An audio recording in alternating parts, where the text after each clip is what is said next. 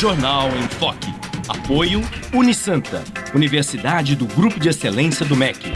BocNews, o jornal gostoso de ler e bom de negócios.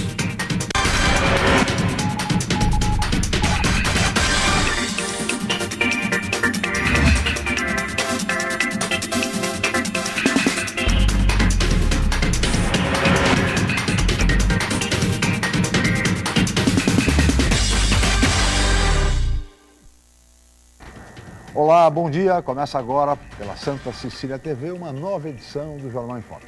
E hoje nós estamos recebendo com muito prazer mais dois candidatos da região metropolitana à Câmara Federal. O deputado federal Beto Mansur, do PRB, e o presidente da Câmara Municipal de São Vicente, o vereador Fernando Bispo, do PROS. Muito bem. E nós vamos dar seguimento no programa de hoje, nesta edição, ao ciclo de entrevistas com candidatos a deputado da região metropolitana da Baixada Santista, que poderão, assim, apresentar seus compromissos, suas ideias, suas propostas com relação a temas fundamentais para a nossa região metropolitana, como saúde, educação, habitação, segurança, mobilidade urbana, entre outros temas de evidente, de relevante interesse público. E dessa forma, o Grupo Enfoque de Comunicação e o Jornal Enfoque abrem esse espaço para os candidatos da região metropolitana da Baixada Santista para que levem suas propostas à comunidade de eleitores da nossa região.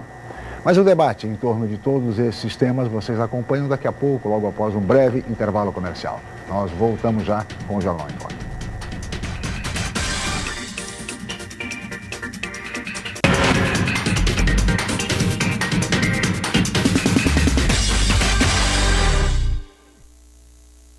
A Unisanta vai realizar o 6º Congresso Brasileiro de Iniciação Científica, o BRIC, criado com o objetivo de despertar vocação na área da pesquisa e estimular a produção científica.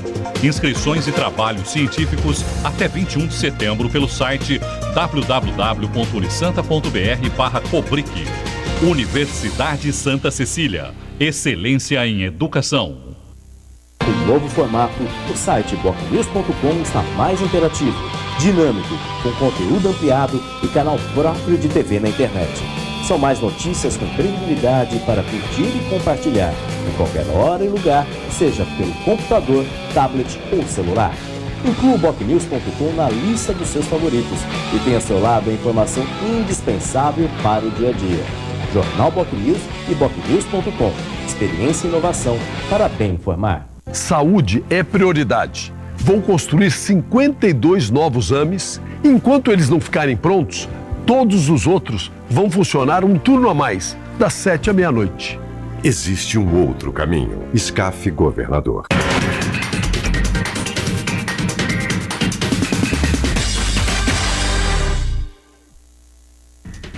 Muito bem, estamos de volta com o Jornal em Foque, que recebe hoje mais dois candidatos à Câmara Federal da região metropolitana da Baixada Santista. O deputado federal Beto Mansur, do PRB, e o presidente da Câmara Municipal de São Vicente, o vereador Fernando Bispo, do PROS.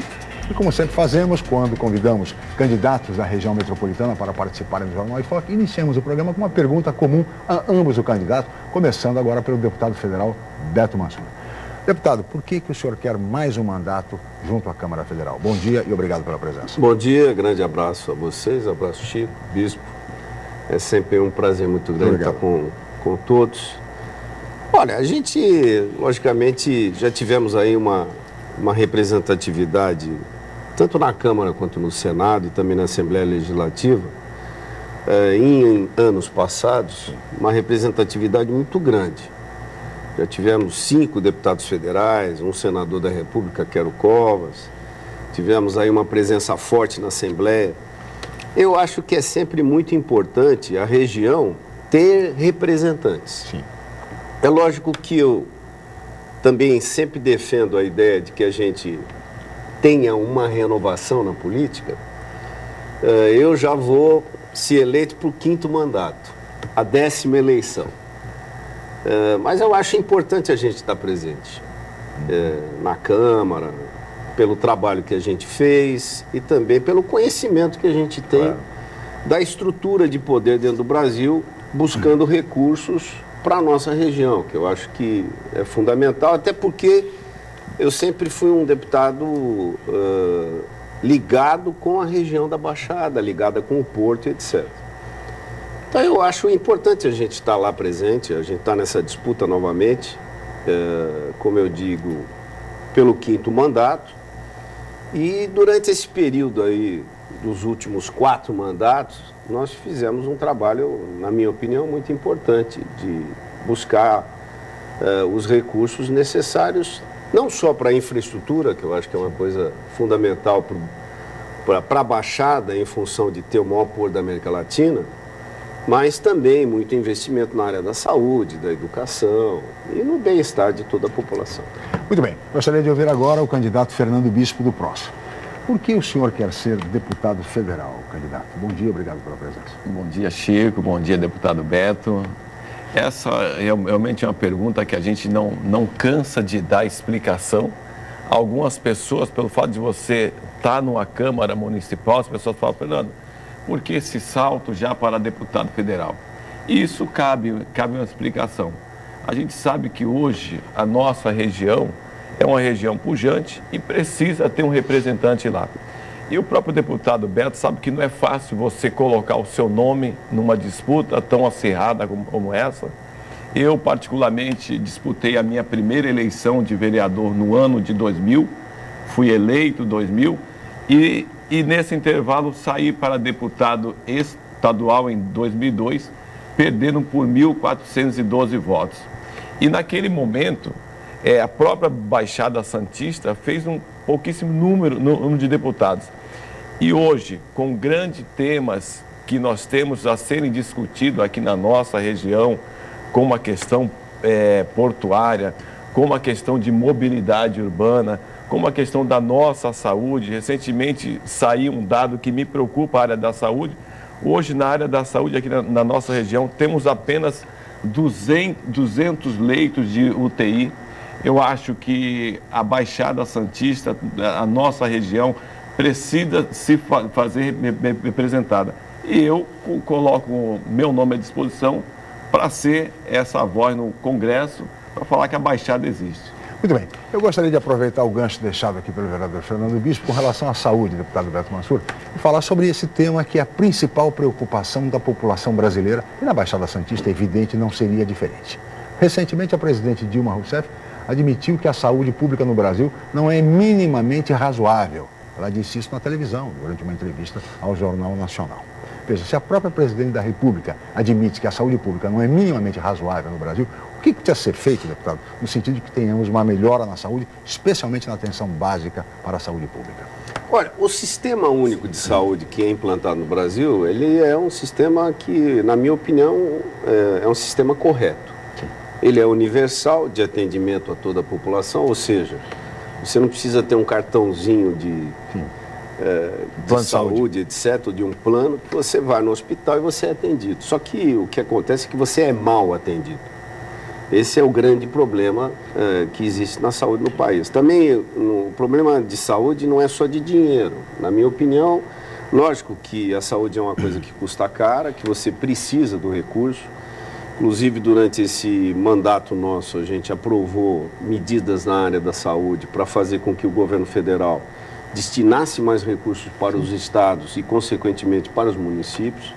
Todo município brasileiro hoje, ele obrigatoriamente tem que investir no mínimo 15% de tudo aquilo que ele arrecada na área da saúde, o estado 10%, e você tem uma parcela do produto interno bruto a ser investido pelo governo federal. Então, a conta saúde, diria para você que tem o recurso. O problema é de gestão? O grande problema no Brasil, você tem um problema de gestão, tá certo? Então, eu venho aqui para dentro da nossa região, Santa Casa de Santos. Sim. A gente teve aí, e a Santa Casa está numa situação hoje muito, muito difícil, porque é o hospital, diria para você, fundamental para atender a toda a região, claro, pelas especialidades, etc., mas ele tem um problema grave de gestão. O que a gente precisa? Além de mudar a gestão, a gente precisa, logicamente, de fazer investimentos e descentralizar o sistema de saúde. Nós tivemos, há uns meses atrás, com o ministro Arthur Quioro, que inclusive é funcionário da Prefeitura de Santos. Professor aqui na casa, Isso, na universidade. Trabalhou muito tempo, uma pessoa muito ligada à região. Tivemos discutindo com os prefeitos e secretários de saúde a possibilidade da gente fazer um plano diretor para a saúde, para poder ver se você não tem uma sobreposição de atendimento em toda a região.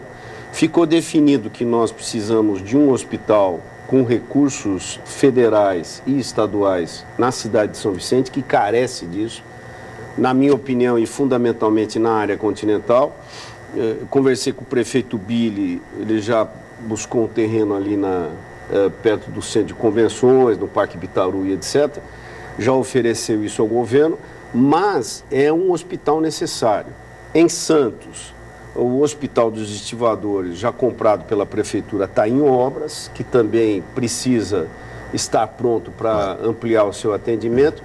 Eu acho que a rede, Chico, dentro da região, ela tem a tendência de um atendimento muito positivo para todos nós. O que a gente precisa, logicamente, como eu digo, é gestão e utilização melhor dos recursos nesse setor. Vereador Fernando Bispo, como é que o senhor vê a questão da saúde? O que falta, afinal? São recursos, gestão, seriedade? Eu acho que existe um pouco de seriedade da forma que as pessoas enxergam a saúde aqui no nosso país. E também vejo que a questão não é só gestão, porque quando você tem hoje apenas 200 leitos SUS de UTI aqui na nossa região, o que significa isso? Uma vaga para cada 7.000 pessoas. Então, é uma disputa desigual. Eu acho que o investimento para a nossa região precisa ser olhado com outros olhos, e essa vai ser a minha bandeira aqui na Baixada Santista, fazer com que se enxergue melhor essa questão, não só na área da saúde, Chico. Existem temas a serem abordados. Quem conhece hoje a cidade de São Vicente, sabe que ao longo desses anos, a cidade de São Vicente cresceu de uma forma desordenada. E esse crescimento fez com que atraísse outras pessoas. Você tem uma ideia, 50% da população de São Vicente hoje moram em área de risco. Por que isso? Ao longo de vários anos, a cidade de São Vicente foi muito dependente da vida portuária, chegando a empregar, chegando a dar para Santos quase 50% da sua mão de obra no porto. E isso fez com que as favelas crescessem na nossa cidade quando veio esse grande desemprego. O porto, até 15, 20 anos atrás, empregava quase 45 mil pessoas diretamente. Hoje, acredito que esse número deve estar reduzido em 8 mil pessoas. E essas pessoas, quando faltar emprego aqui na região, foram se acomodando justamente lá na cidade de São Vicente. Então, hoje, a gente entende que a questão da saúde, a questão da habitação, como eu falei, são temas a serem levantados e uma bandeira que nós vamos estar buscando no Congresso. Deputado Beto Mansur, essa discussão remete exatamente a um grande desafio da nossa região metropolitana da Baixada Santista, que é a questão da habitação popular. Nós temos um déficit oficial estimado em 100 mil casas populares nas 9 cidades da região. Como é que se pode, deputado, enfrentar, ou pelo menos amenizar essa dramática realidade com relação à casa popular? Tem que haver uma parceria, governo federal, governo do estado e o próprio município. Por que isso? Porque os terrenos na região metropolitana da Baixada Santista são caros. Sim.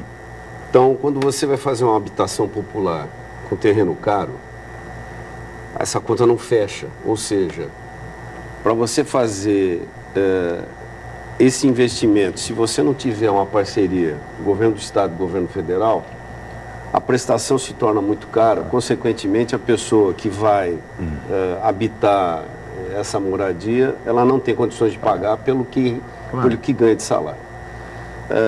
Existe hoje uma parceria forte do governo federal e governo do estado, que eu acho que está indo muito bem, com a possibilidade de a gente poder pegar determinadas áreas. Dou um exemplo para você, Santos, onde a gente vive. Sim. 39 quilômetros quadrados de área altamente urbanizada, a mesma coisa a cidade de São Vicente. Você tem alguma área na área continental, mas como o bispo falou, áreas de mananciais em que você muitas vezes não pode construir, etc., de preservação ambiental. Então, grande saída para isso é você achar terrenos, a gente edificar e verticalizar a construção. Não dá mais para você fazer moradia de, muitas vezes, prédios de 3 andares. Você tem que aproveitar o terreno e ter condições de você construir. O estado de São Paulo é um dos poucos estados no Brasil que destina 1% do ICMS, de tudo aquilo que é arrecadado, para a área habitacional. Agora, eu também participei muito dessa negociação do governador Geraldo Alckmin, junto com a presidente Dilma, no sentido de a gente poder ampliar, ou seja, o governo do estado e o governo federal destinar uma parcela desse recurso para poder entrar nessa conta para que a gente possa construir. Eu acho que essa é a grande saída. Não vejo outra, acho muito difícil, se você não tiver a participação dos entes, não diria nem tanto do município, porque o município, os municípios nossos têm dificuldades financeiras.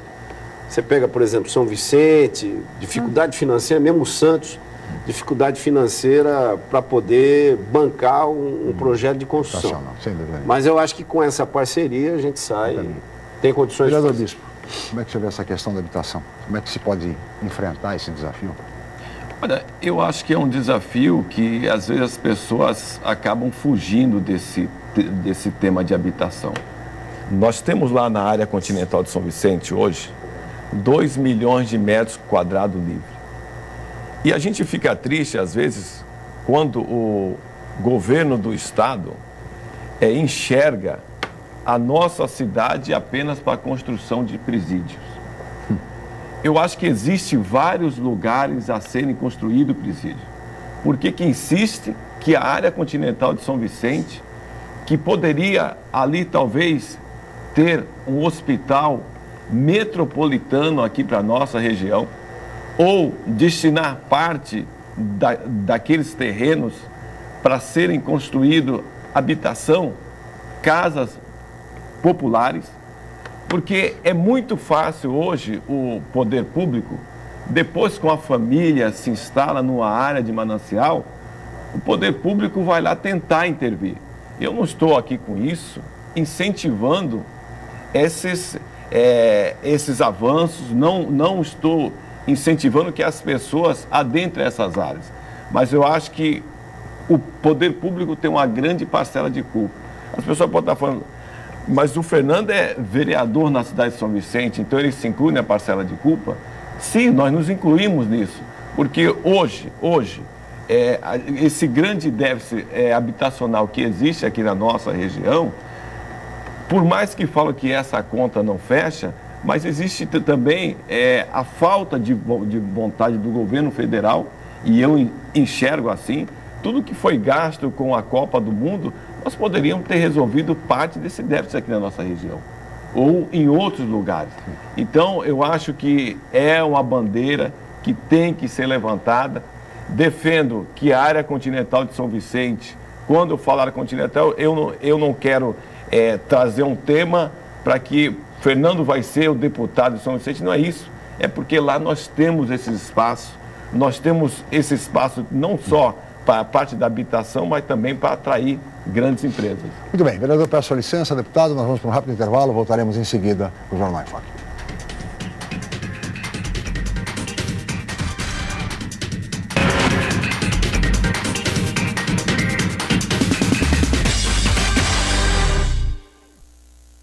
Você ainda tem dúvidas sobre a carreira profissional? Então não perca a 26ª Feira de Profissões da Unisanta. Oportunidade para participar de palestras gratuitas e visitar os estandes de todos os cursos da Unisanta, laboratórios, clínicas e outros ambientes.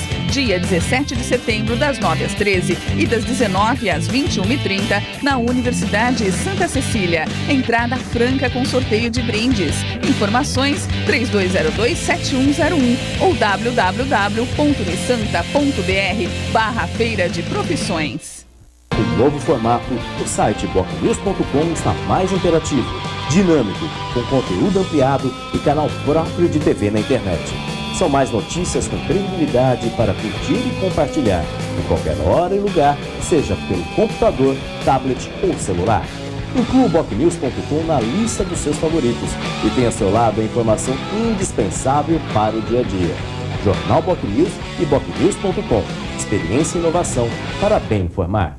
Vote nos deputados que vão ajudar nosso Estado a combater a impunidade, a acabar com a aprovação automática nas escolas e a fiscalizar as obras do metrô. Vote nos deputados do PT. Vote 13.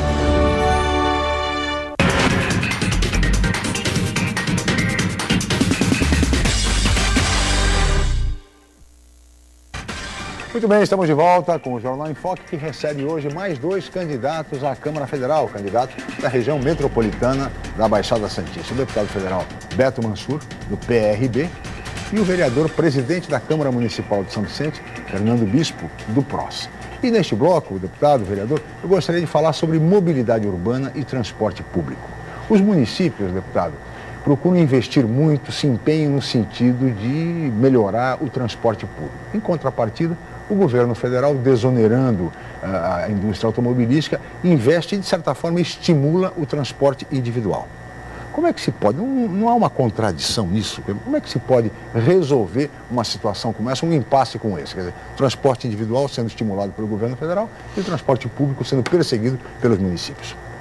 O que a gente não pode, às vezes eu vejo um comentário como esse, que a gente não pode é proibir do cidadão comprar um carro, né? Não, mas, porque, mas em função de congestionamento, claro, todos os municípios buscam o quê? Melhorar a fluidez e, ao mesmo tempo, o transporte público. Eu acho que são coisas paralelas. Eu acho que você tem que permitir que as pessoas comprem o seu carro, sim, porque é algo que o brasileiro adora.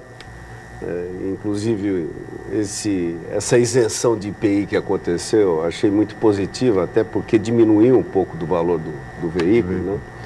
Agora, a gente precisa, logicamente, investir em mobilidade urbana, ou seja, transporte de massa, e fazer com que a população dê condições para que a população possa utilizar esse transporte, desde que ele tenha qualidade. Nós fizemos um trabalho durante esse período nosso de governo, ou seja, de mandato parlamentar, no sentido da gente buscar os recursos fundamentais para que a gente pudesse melhorar a mobilidade urbana. Eu consegui esse recurso para finalmente viabilizar o túnel Zona Noroeste, Zona Leste. São 450 milhões, a presidente da República esteve aqui presente, liberando esse recurso. Até semana passada já saiu a portaria de autorização para que a Prefeitura de Santos pudesse trabalhar no projeto. Santos e São Vicente. Sim. Como São Vicente tem um pouco de dificuldade de buscar recursos de empréstimo e etc., acabou ficando a carga sobre Santos. Mas é uma obra que vai atender fundamentalmente as duas cidades. Eu acho até que mais São Vicente, sim, atende... A região como um todo, né? A região como um todo, mas atende muito a cidade de São Vicente. Então você tem o túnel, Zona Noroeste, Zona Leste, você tem um sistema de transporte de BRT, que é aquele ônibus articulado, dedicado, numa linha dedicada, que vai fazer São Vicente, Praia Grande, com a tendência de levar até a cidade de Peruíbe. E nós temos aí outros projetos, a entrada da cidade também para resolver esse problema que é crucial para todos nós. O VLT. E o próprio VLT, que também tem investimento tanto do governo do estado quanto do governo federal, e sem esquecer do teleférico, sim, que já o projeto está em andamento, já estão fazendo, inclusive, pesquisa de solo e etc., para começar essa obra.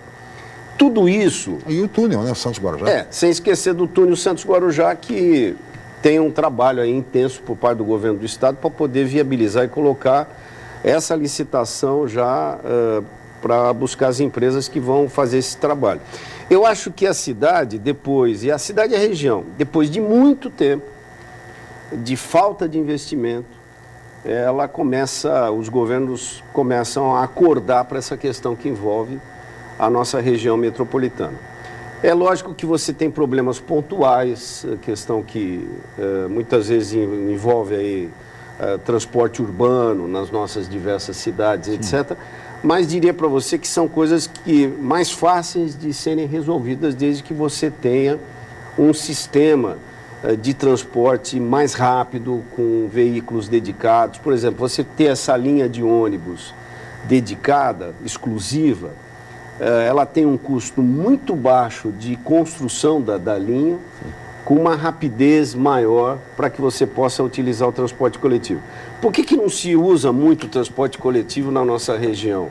E também na própria cidade de São Paulo, etc. Porque o transporte coletivo é deficitário, porque o transporte demora ágil, muito. Tem que ser seguro, etc. confortável. Se você tem agilidade nesse sistema, a pessoa, logicamente, vai deixar o carro que ele tanto sonha e é da sua propriedade em casa para poder utilizar o transporte coletivo. Como é que o senhor vê essa questão da mobilidade, do transporte público, vereador? E especialmente queria lhe perguntar o seguinte, por que, afinal de contas, nessa primeira fase, o VLT não chegou ou não vai chegar até a área continental de São Vicente? Hoje ainda existem algumas questões técnicas que impediram que chegasse até a área continental, mas a segunda etapa do VLT com certeza vai chegar até a área continental. Mas eu acho que o mais importante, quando você fala, Chico, em mobilidade urbana, eu acho que o deputado Beto, eu acho que ele acerta quando ele fala que, às vezes, o nosso transporte acaba não oferecendo para o munícipe talvez um transporte que ele gostaria de ter. Eu vou dar um exemplo muito claro e objetivo. Há alguns anos atrás, um morador da cidade de São Vicente, para ele se deslocar em determinado bairro, para ir até o centro da cidade, levava em média, ele aguardando no ponto de ônibus, quase 40 minutos. Quando o Poder Executivo abriu para o transporte alternativo, hoje, a cada 5 minutos, passa uma perua de lotação, que leva esse morador da periferia ao centro da cidade. Está certo que hoje ainda existe alguns problemas a serem resolvidos dentro do transporte alternativo, mas esse já foi um grande avanço. Eu me recordo que era muito jovem e às vezes a gente tinha que se deslocar até o centro de São Vicente, passava 40 minutos aguardando ali no ponto de ônibus. Às vezes até desistia de ir no nosso comércio local e acabava vindo a Santos. Então, eu acho que quando se fala em mobilidade urbana, eu acho que ela não está também só relacionado ao veículo, ela está também relacionado às bicicletas.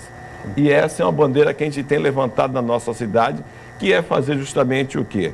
As interligações das ciclovias ligando a periferia de São Vicente ao centro e praia. E isso tem ajudado muito. A última pesquisa que nós fizemos lá na nossa região, quase 30% das pessoas que utilizavam o seu veículo para ir até o centro da cidade, até a praia, hoje prefere pegar a bicicleta e ir até a praia. Mais barato e mais saudável. Não tenho dúvida disso. Então, a mobilidade urbana também está ligada a isso. E esse é um tema que eu estarei ajudando os prefeitos da nossa região a buscar recurso e parte das minhas emendas, se assim for eleito como deputado, está disponibilizando também para mobilidade urbana. Deputado e vereador, mobilidade urbana remete à questão portuária também. Problema portuário que é um problema sério na nossa região. Há um ano, mais ou menos, um novo marco regulatório que tem recebido muitas críticas, tem gerado muita polêmica e, principalmente, deputado, a crítica maior é com relação à centralização excessiva das decisões hoje portuárias em Brasília. Um novo governo, essa situação pode mudar? Eu cansei de falar sobre isso, até fiz comentário com a própria presidente da República numa viagem aí que fizemos, ela me perguntou sobre a questão portuária. Sim. E eu fiz críticas porque eu acompanhei atentamente a medida provisória que foi apresentada pelo governo e, consequentemente, a lei que é a nova lei dos portos. E verdadeiramente houve uma concentração muito grande no seio do governo federal para aprovação de qualquer projeto, etc. Isso, até fiz um comentário. Na época ainda, a Gleisi Hoffmann era a chefe da Casa Civil, falou, olha, isso aqui vai tudo para a Justiça. não estava errado, porque as grandes discussões hoje sobre os terminais estão na justiça. E o que gera isso? Falta de investimento. Eventualmente um terminal que não tem a sua concessão marcada para 20 anos ou 25 anos, ou mais 25 anos, ele para de investir até que haja uma decisão judicial. Houve um atendimento para determinados terminais, esses terminais acabam hoje operando cargas de terceiro, que era uma reivindicação, que eu acho até que é uma coisa justa, uma coisa correta, mas eu sinto que a gente vai ter que mexer nessa legislação. Nós tínhamos a lei 8.630, que foi a lei dos portos, que ela levou um determinado período de maturação e ela se tornou uma boa lei. Aí o governo acabou querendo mexer para centralizar. Pode voltar à situação anterior? Eu acho que nós vamos ter que fazer um meio termo, sabe, Chico? Nós vamos ter que mexer em algumas questões que envolvem não só estas áreas a serem licitadas no Porto de Santos, mas fundamentalmente a gente vai ter que dar a possibilidade para que não só os empresários brasileiros, mas os grandes grupos internacionais possam investir na área do porto. O que a gente está chegando a essa conclusão, e há uma discussão muito forte com relação a isso, é que o sistema portuário no Brasil ele tem que ser extremamente ágil, com um custo baixo para quem vai importar ou exportar.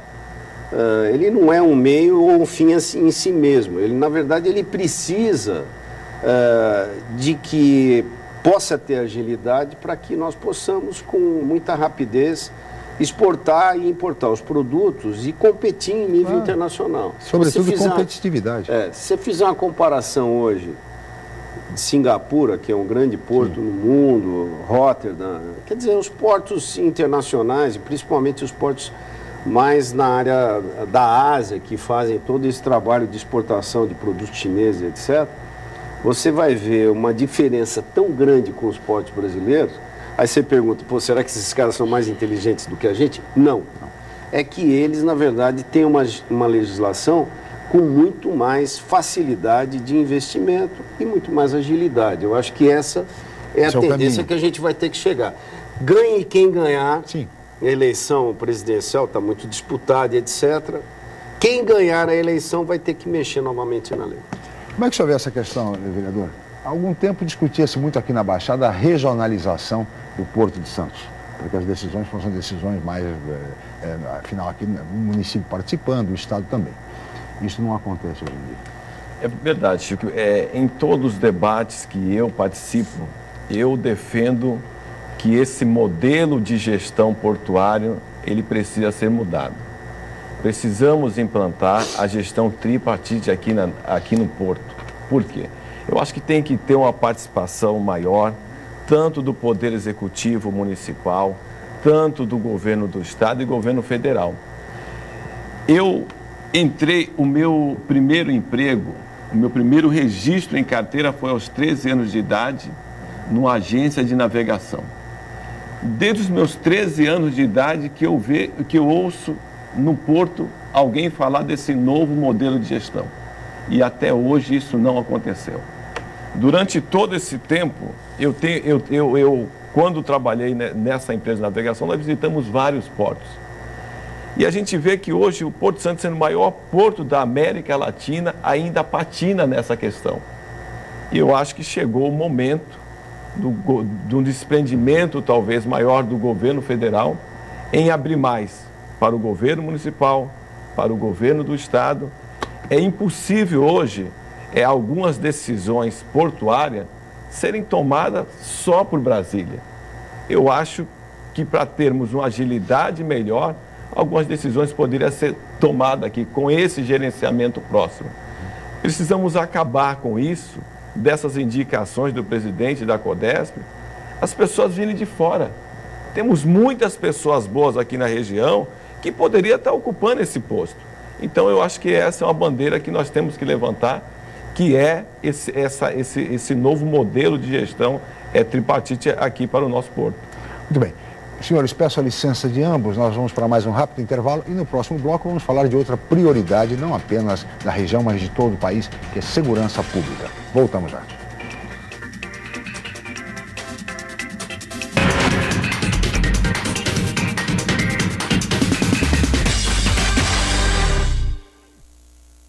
Chegou a sua hora de estudar no Colégio Santa Cecília com até 100% de desconto. Venha participar do concurso de bolsas de estudos voltado apenas para novos alunos que irão cursar a primeira série do ensino médio em 2015. Essa é a sua oportunidade de estudar em uma infraestrutura de ponta e corpo docente altamente qualificado. Aproveite, você vai entender porque nossos alunos têm orgulho de dizer: eu sou do Santa. Inscrições gratuitas até 25 de agosto pelo site www.colégio.unisanta.br. Com novo formato, o site bocnews.com está mais interativo, dinâmico, com conteúdo ampliado e canal próprio de TV na internet. São mais notícias com credibilidade para curtir e compartilhar, em qualquer hora e lugar, seja pelo computador, tablet ou celular. Inclua o bocnews.com na lista dos seus favoritos e tenha ao seu lado a informação indispensável para o dia a dia. Jornal Bocnews e bocnews.com. Experiência e inovação para bem informar. Trocar quem criou o pedágio mais caro do país por quem cobra taxa em escola que deveria ser de graça é trocar 6 por meia dúzia. Para mudar de verdade, vote no governador do partido que sempre esteve ao lado do povo. Vote Padilha.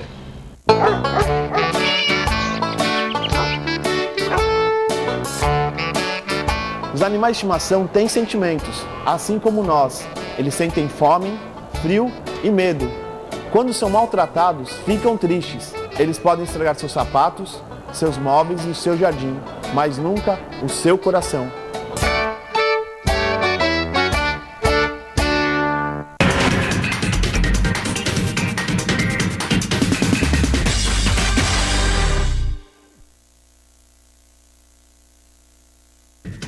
Muito bem, estamos de volta com o Jornal em Foque, que recebe hoje mais 2 candidatos da região metropolitana.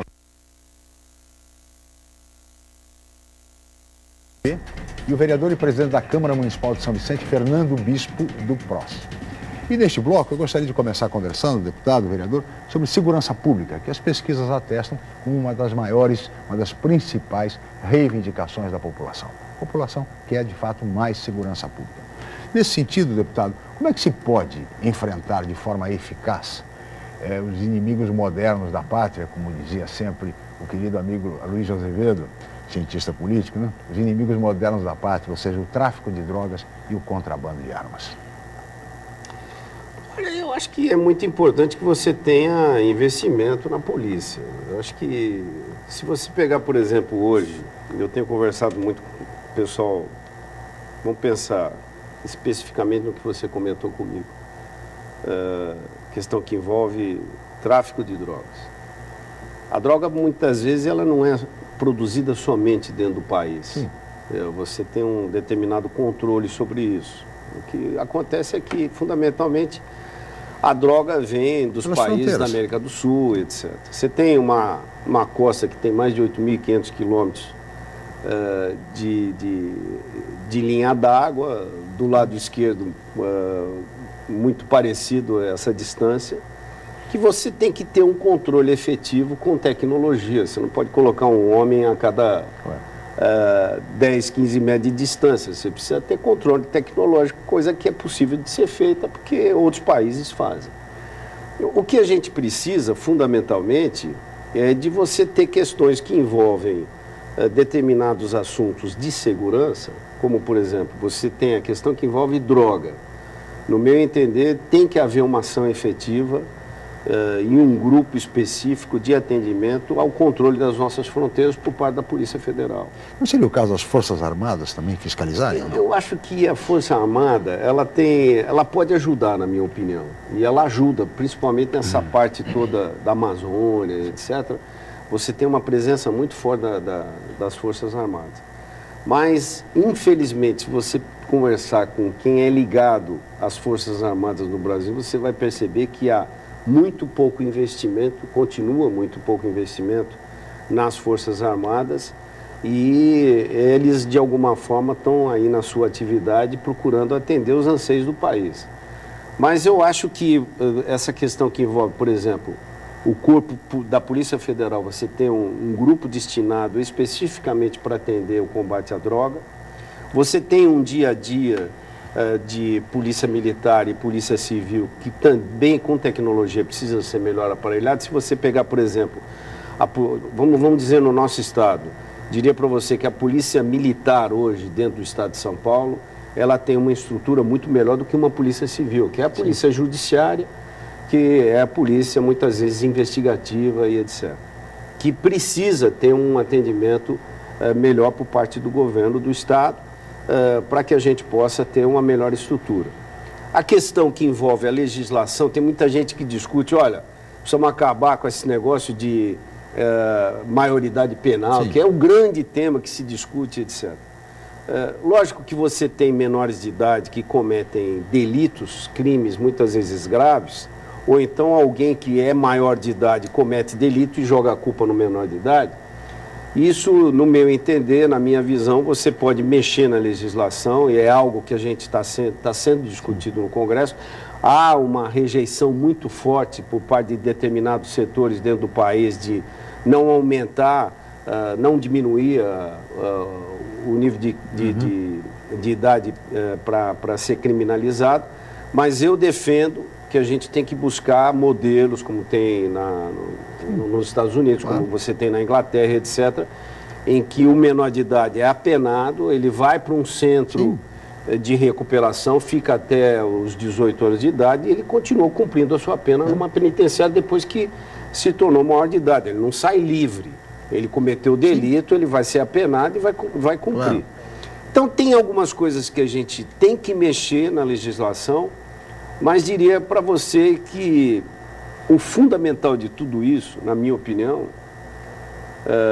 é investimento em educação, investimento para que você possa gerar emprego, que é algo de longo prazo, e no curto prazo você investir mais em tecnologia para fazer esse combate, até porque a bandidagem está com a tecnologia no top.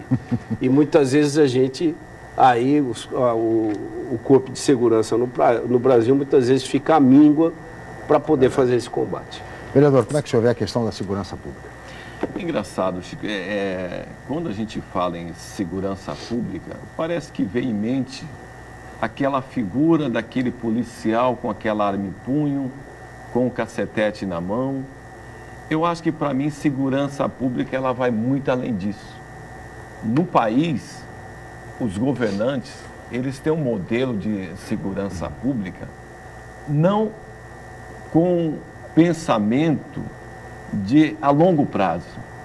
Eu acho que você pensar só em segurança pública, viver no momento, é muito difícil. Por exemplo, eu acho que segurança pública ela começa dentro de uma sala de aula, quando você dá condições para que o professor possa lecionar com tranquilidade e amparado não só na questão, o material didático, mas sim no aparelhamento que ele utiliza ali. Eu acho que segurança pública, para mim, inicia dentro de uma sala de aula. Hoje nós temos no nosso país jovens sem nenhuma expectativa. E segurança pública também começa nisso. Você dá condições para que esse jovem, que hoje são abastecidos pelo tráfico, dá condições para que ele ingresse no mercado de trabalho. Eu sou vítima disso, mas uma vítima positiva, porque aos 11 anos de idade, eu ingressei no círculo de amigo do menor patrulheiro de Santos, aonde consegui ter o meu registro aos 13 anos de idade. E eu sei que muitos jovens hoje não têm essa condição. Então, eu acho que, para mim, segurança pública começa assim. Um outro erro que eu acho que no nosso país, eu acho que tem que ser mudado. Como que pode hoje o Estado ser obrigado a sustentar o preso? Eu acho que essa forma é o inverso. Temos que criar no nosso país prisão agrícola, para que esse preso possa sustentar o próprio filho dele e sustentar a população. Porque, na realidade, é um caos. O que se gasta com preso hoje no país, nós poderíamos estar ajudando esse caos social que ainda é um déficit grande. Um outro erro, que aí eu acho que o Estado tem uma grande parcela de culpa. Quando se dá o induto ao preso, você imagina, o preso, dia 15 de dezembro, ele recebe o induto. vai para a sua casa sem nenhum dinheiro no bolso. A única coisa que muitos deles sabem fazer é roubar, traficar e cometer outros delitos. Chega em casa, se depara com a situação do filho, que não tem um presente, que não tem uma ceia de Natal. Eu não estou falando que o que ele faz é correto, sim, mas eu acho que o Estado precisa ter uma outra maneira de se pensar nisso. Eu acho que o preso, os 360 dias que ele fica preso, ele teria que trabalhar e quando ele recebesse o indulto, ele sair com o dinheiro no bolso, porque só assim você não força com que essa pessoa, naquela obrigatoriedade de se levar o sustento para dentro da sua casa, possa cometer algum delito. A gente sabe que cada caso é um caso, sabemos que existem pessoas que já têm essa índole por natureza, mas também sabemos que hoje os nossos presídios não recuperam ninguém. Você entra lá como ladrão de uma caixa de fósforo e sai perito em ladrão de banco. Verdade. Ambos, os convidados, como se viu, abordaram a questão da educação como essencial. E, de fato, a prioridade é absolutamente, e deveria ser a razão de ser de todos os governos, a questão da educação. E, nesse sentido, deputado Beto, como é que se pode alcançar uma educação pública de qualidade no Brasil, quando se tem tanta falta de professores? Há um déficit no Brasil de 300 mil professores do ensino básico, de português, de matemática, história, física, geografia, enfim. Como é que se pode buscar, afinal, uma educação pública de qualidade? Olha, eu sinto que a saída é um investimento na escola em tempo integral. Eu não vejo muita saída. Isso foi uma bandeira que foi apresentada pelo ex-governador Leonel Brizola durante bastante tempo, que eram os famosos CIEPs, né? E em função dele ser uma pessoa extremamente polêmica, mas era um grande brasileiro. Sem dúvida. Com Darcy o professor Ribeiro. Darcy Ribeiro, claro. Então você tinha ali, estou ficando velho, estamos ficando velho, porque convivi com os dois, principalmente com o professor Darcy, ele no Senado, eu na Câmara, mas eles tinham uma bandeira de manter, resumidamente, o que era o CIEPS. CIEPS era uma escola em tempo integral, pegava a criança às 7 horas da manhã e entregava às 5 da tarde.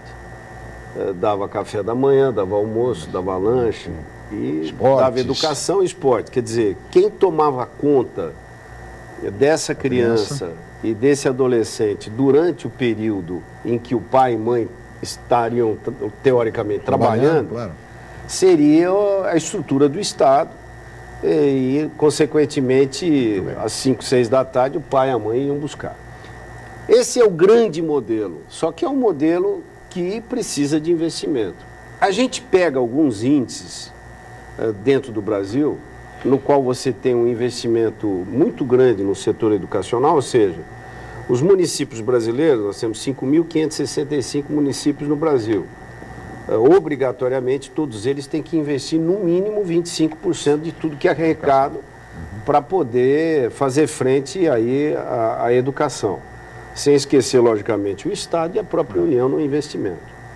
Nós agora, na Câmara, fizemos a aprovação de uma legislação na qual todo esse dinheiro do pré-sal, através de royalties, etc., uma parcela considerável vai ser destinada para o setor educacional.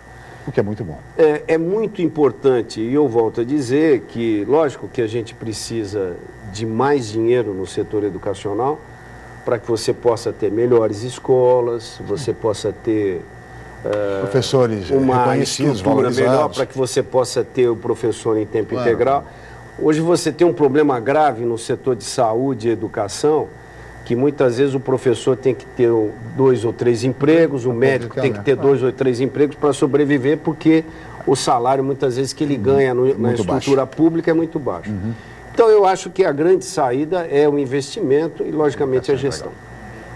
Vereador, como é que você vê? Tempo integral, escola em tempo integral é a saída? Eu acho que a escola em tempo integral é a saída, mas também defendo a reciclagem dos nossos professores. Hoje, seja na rede pública, municipal, estadual, você vê esses profissionais desmotivados por alguns aspectos. Primeiro, eu acho que é a questão financeira, que também não é só isso. Segundo, eu acho que não há uma reciclagem com os próprios lecionadores. E também, hoje, você tem uma questão que antigamente nós não tínhamos.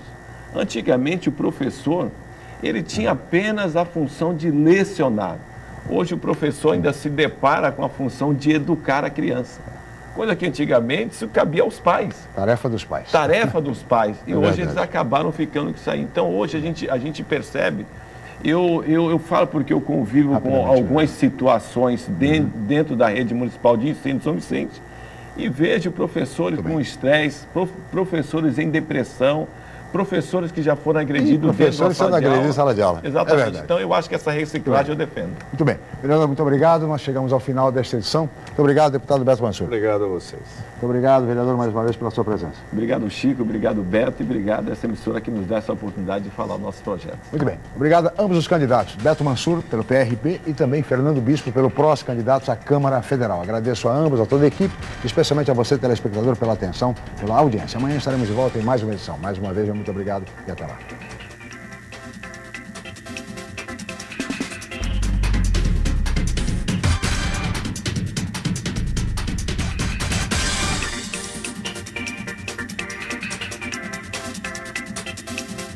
Jornal em Foque. Apoio Unisanta, Universidade do Grupo de Excelência do MEC. BocNews, o jornal gostoso de ler e bom de negócios.